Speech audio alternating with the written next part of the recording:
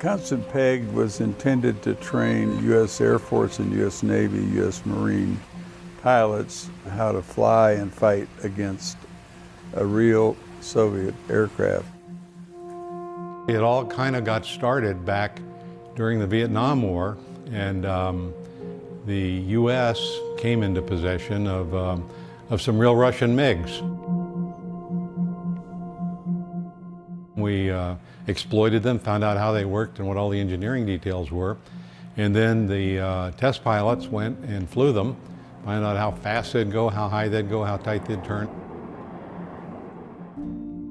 I was in General Vandenberg's office one day trying to get him to sign one of these test plans, and he says, I hate this.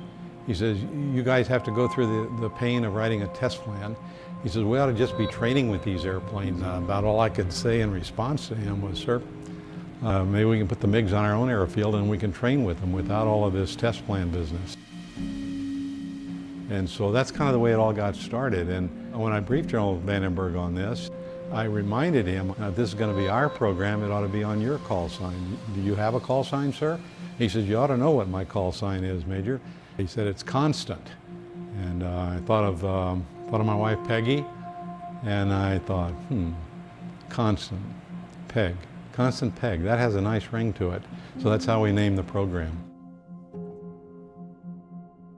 The whole idea of building an airfield was an overwhelming challenge.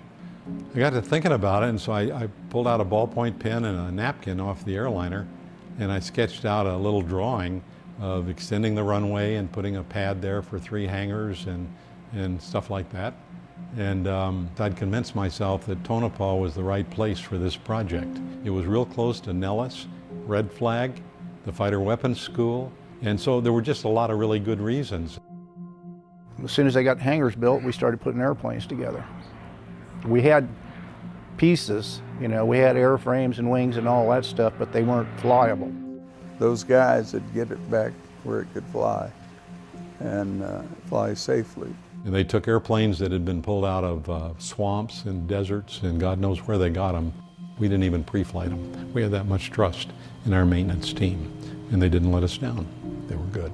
They were really good. It wasn't that difficult to figure it out. I mean, it was a lot of reverse engineering, but airplane's pretty much an airplane. It was so totally classified that it was strictly on a must-know basis, not a need-to-know, but a must-know. Supposedly, we were trying to be non-military, the maintenance guys were, at Tonopah, so that if they went downtown, people wouldn't suddenly look at them and say, I wonder what kind of Air Force operation is going on there. Because you'd look at these guys and they all had long hair and beards and certainly didn't look like an Air Force enlisted guy. It's one thing to fight another airplane, but one that you've never seen and don't know its capabilities is a whole different story. We built onto the concept of the building block approach. You don't advance until you are absolutely proficient at this level. Then you can go to the next level and the next level. We would start them off with some very basic performance characteristics of the 2 aircraft. Acceleration, turn. We proceeded from there to 1 versus 1 engagements and then 2 versus 1 engagement.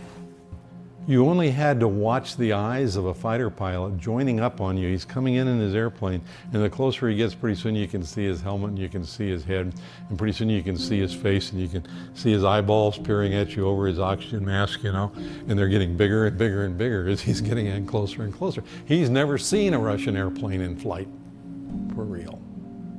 What an experience that is. The comments, I guess, that we got from the pilots was the main indication that this is quite a program. During that 10-year period, the men flew over 15,000 MiG sorties, and they trained almost 6,000 American airmen on how to air fight against the MiG-17, the MiG-21, and the MiG-23.